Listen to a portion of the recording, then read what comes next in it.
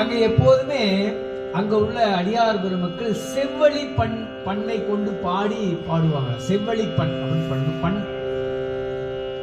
இப்ப நம்ம குறிஞ்சி பண், இப்ப நம்ம இதுவரை நம்ம பார்த்து கொண்டிருக்கின்ற பாடல்கள் இதுவும் இந்த பதிவும் குறிஞ்சி பண்ணில் அருள் செய்யப்பட்டது. அங்க செவ்வழி பண்ணல நிறைய பாடுவாங்களாம். செவ்வழி பண்ணுக்கு ஒரு பெரிய விசேஷம் உண்டுங்க. இந்த கிராமத்துல விவசாய பெருமக்கள்லாம் கடும் உழைப்பாடிலே, விவசாயம்னாவே கடுமையான ஒரு நல்ல இந்த சித்திரை மாசம் வெயில், பங்குனி மாசம் வெயில்ல போய் ஒருத்தர் வேலை செஞ்சா எவ்வளவு கொடூரமா இருக்கும். விவசாயிகள் அதையும் பாராது உணவு தர வேண்டி, நமக்கெல்லாம் உயிர்களுக்கெல்லாம் உணவு தர வேண்டி அந்த விவசாய தொழிலை செய்கிறார்கள். அது கடுமையான தொழில். உடல்ல ரொம்ப உடல் வேதனைப்படும், துன்பப்படும். அதனை மறப்பதற்காக பாடுவார்கள்.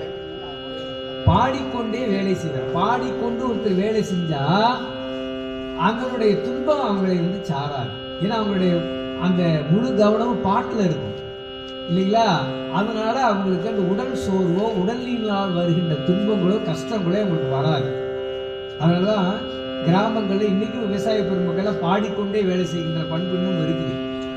அந்த பாடிக்கொண்டே செய்கின்ற அந்த வேலை செய்யும் போது அந்த பாடலுடைய அமைப்பு இருக்கு பார்த்தீங்களா, இசை, அது ஒரு பண்பு, பன்னிசை. அந்த பண்ணுக்கு, அந்த பன்னிசைக்கு பேர் செவ்வழின்னு பேர். அப்படிப்பட்ட செவ்வழி பண்ணல திருமுறைகள் பாடுவாங்களாம்.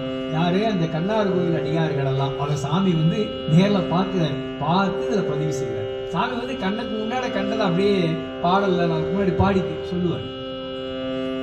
இப்படி செந்திசை பாடும் சீர்திகள் கண்ணார் கோயிலே, செவ்வழி பண்ணில் பாடக்கூடிய அடியார்கள் நிறைந்திருக்கின்ற திருக்கோயில் தான் திரு கண்ணார் கோயில்.